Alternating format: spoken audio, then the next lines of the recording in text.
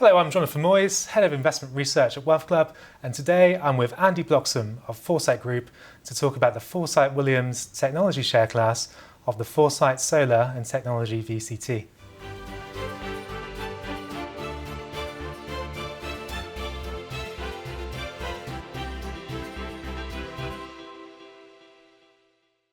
Hello Andy, welcome. Firstly, could you give us a bit of background to Foresight Group and your own experience? Foresight Group is a London-based investment manager, and it's grown over a few decades from a single fund and office in Sevenoaks to offices in the Shard, 7 billion of assets under management and a range of investment products focused on renewable energy infrastructure and also smaller and medium-sized companies, mainly in the UK. And that's the team in which I sit, the SME investment team, managing just under £1 billion.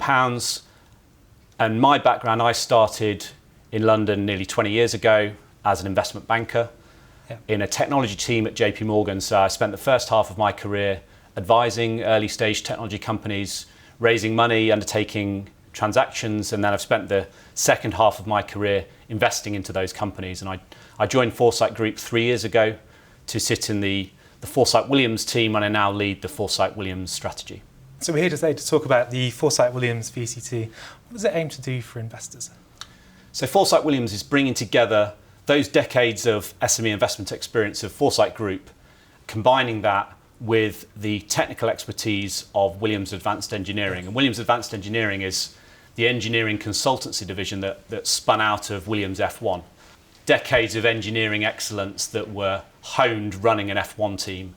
And the idea behind the strategy is to apply that knowledge to help really exciting early stage technology companies grow and sharing their success.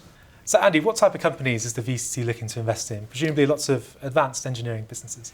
Yeah, that's right. There often is an engineering angle to the companies that we invest in because we're looking to bring an edge to really capitalise on that expertise of Williams.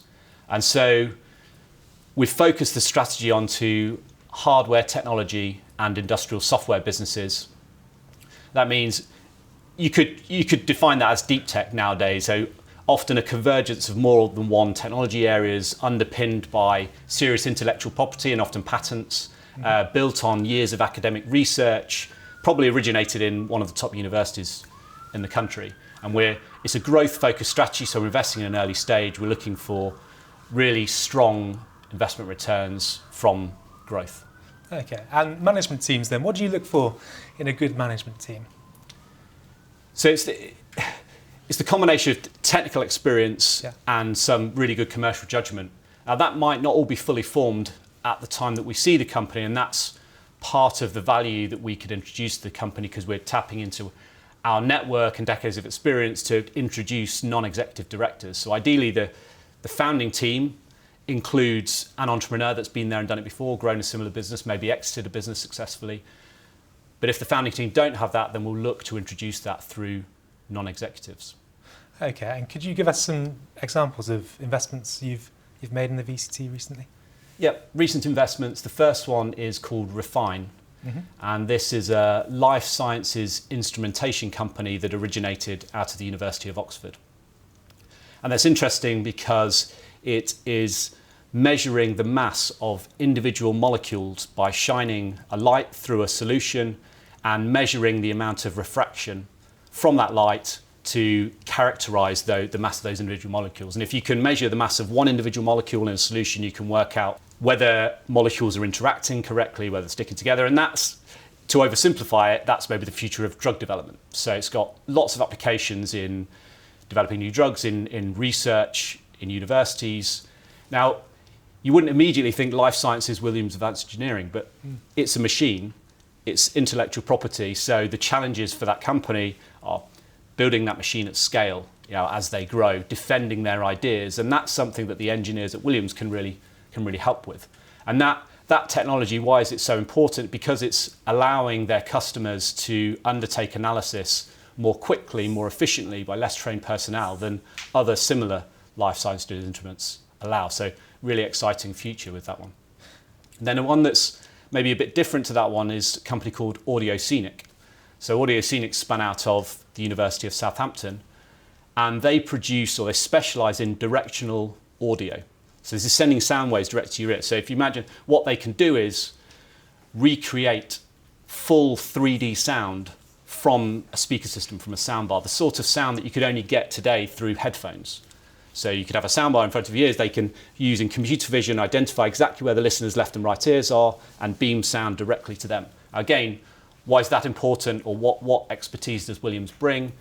It's defending the good ideas, the intellectual property strategy that company needs to follow as it grows. It's also commercial introductions, because although you could produce a soundbar for a consumer product, it could also have applications in a car. If you could beam the sound directly to the driver's ears, you could have a much more efficient satellite navigation system, or you might have multiple sounds in a car but are individually tuned to particular listeners' ears.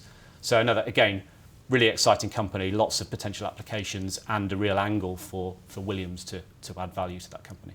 That's really interesting. So how's the pandemic for you? How's it affected the portfolio? Well, most of our companies are developing hardware technology, so that means being on site physically to build the products. It often means physically meeting customers and demonstrating the products. And so it presented a real challenge back last year, and as a portfolio manager across all of our wider funds, we addressed the potential problems early. We're running scenarios of understanding implications to cash of the companies, what would happen if customers stopped buying. There were some difficult choices to be made by some of these companies to scale back their growth aspirations, to make sure their cash runway was going to last longer. Now, I'm pleased to say that looking back, the strategy of the fund has held up pretty well. It seemed like quite a resilient strategy. Most of these investments are underpinned by intellectual property that sort of provides real value to the companies, even if they're not making sales. Many of the entrepreneurs have managed to pivot to remote interactions, just like we've had to do. You substitute physical meetings to video calls, and they've managed to do that even through installations for their machines or their products or services. Expos and exhibitions have translated to virtual events. So most of our portfolio has held up really well. The combination of early action, scaling back growth aspirations, spending less where necessary, but still interacting with customers through virtual interactions, they've generally held up pretty well. And I'd say for our companies, our portfolio, it's been a slowdown, not a lockdown. And the potential for good returns still remains across the portfolio. And besides funding, what do you do practically to help these businesses succeed? I know it's a big part of your strategy. Yeah, we're really looking to bring value from Williams, and that could be technical expertise, helping the companies identify problems, overcome challenges, the way they develop their technology. It could be commercial introductions. It can be just allowing a startup to punch above their own weight, because you're capitalising on a brand that's Williams rather than a startup. That opens a lot of doors. And the range of advice spans from a lot of pro bono support. So it could be identifying the right candidate for the engineering team, writing a job spec, running interviews with a startup, onboarding that candidate. It could be, as I said, making introductions to potential customers. But then also there could be paid work at heavily discounted rates and really tailored to make sure it meets the expectations for both Williams and the companies we invest in.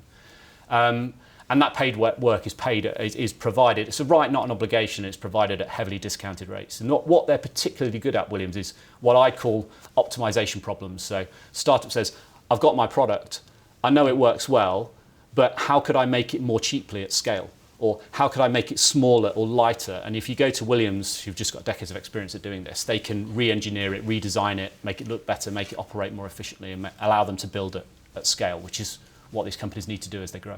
Okay, so a two-pronged approach there, essentially, that you have on the one hand Foresight Group with the funding and the management expertise.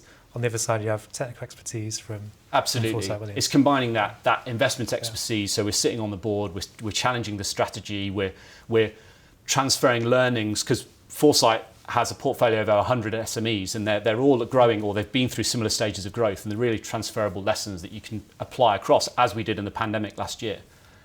And then, as you say, combining that with the real technical, more specific engineering expertise of Williams. And that provides value that's very different to a lot of fund managers.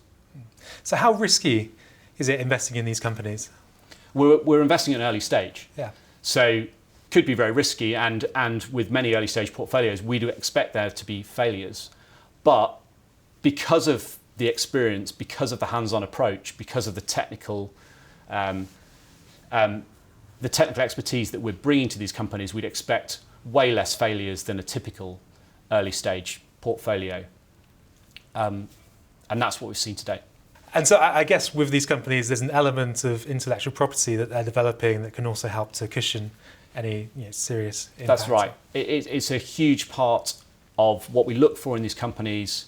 It underpins our investment thesis. There should be some serious know-how, patents, experience that is going to underpin the value of these companies. And if everything goes wrong, then you could still realise some value from selling that technology, even if there's not a scalable company. And what about exits? I know it's a relatively new VCT.